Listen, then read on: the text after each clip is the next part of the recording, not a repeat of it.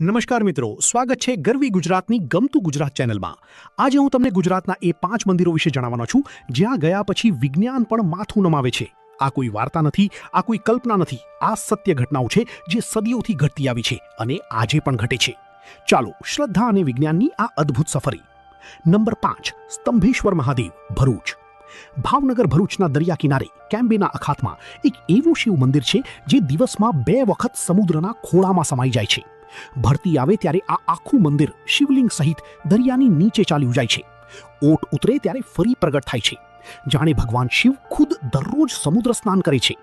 વૈજ્ઞાનિકો કહે છે આ ટાઇડલ પેટર્ન છે, પણ સવાલ એ છે આ મંદિર આ ચોક્કસ જગ્યાએ, આ ચોક્કસ ઊંચાઈ પર હજારો વર્ષ પહેલા કોણે કયા ગણિતથી બનાવ્યું? જીપીએસ નહોતું, સેટેલાઇટ નહોતો, તો પણ ટાઇડનો ટાઈમિંગ પરફેક્ટ બેઠો।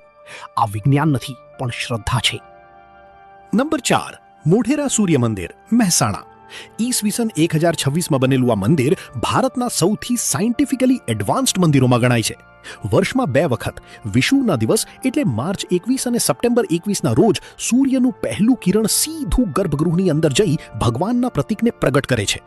1000 વર્ષ પહેલાના આ આર્કિટેક્ટ્સને ખબર હતી અર્થની ધરી, સનની પોઝિશન, શેડોની કેલ્ક્યુલેશન। મોડર્ન એન્જિનિયર્સ જ્યારે આ ગણતરી ફરી કરી ત્યારે ચોંકી ગયા। Margin of error 0। સાયન્સ આ ગણે છે ખગોળ વિજ્ઞાન, પણ 1000 વર્ષ પહેલા કમ્પ્યુટર વિના આ પ્રિસિઝન સાયન્સની ભાષામાં ઇમ્પોસિબલ।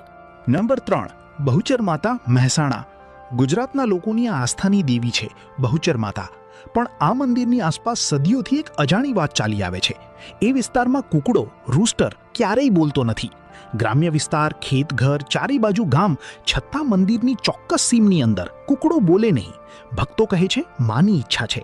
સાયન્ટિસ્ટ ગયા, સ્ટડી કરી, ઇન્ફ્રાસોનિક ફ્રીક્વન્સીની વાત ઉઠી, મેગ્નેટિક ફિલ્ડની થિયરી આવી, પણ કન્ક્લુઝિવ આન્સર આજ સુધી નહીં।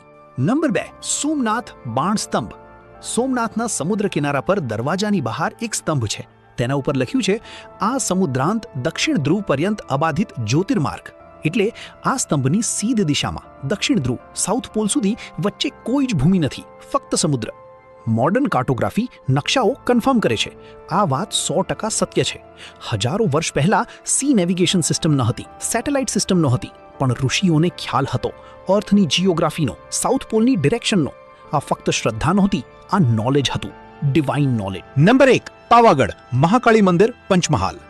UNESCO world heritage site, Champaner, Pavagadh. પહાડની ટોચ પર 762 મીટરની ઊંચાઈ પર મહાકાળી માનું મંદિર।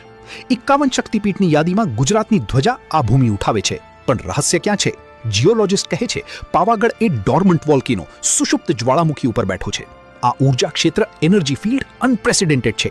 સ્પિરિચ્યુઅલ પ્રેક્ટિશનર્સના એક્સપિરિયન્સની સાયન્ટિફિક એક્સપ્લેનેશન, જીઓમેગ્નેટિક એનોમલી।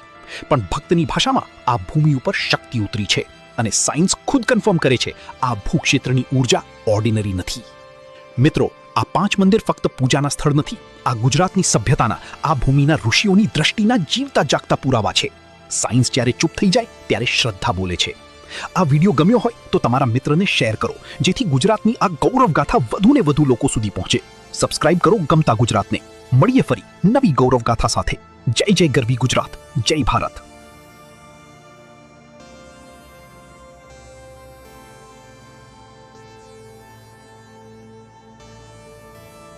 ઓટ ઉતરે ત્યારે ફરી પ્રગટ થાય છે, જાણે ભગવાન શિવ ખુદ દરરોજ સમુદ્ર સ્નાન કરે છે।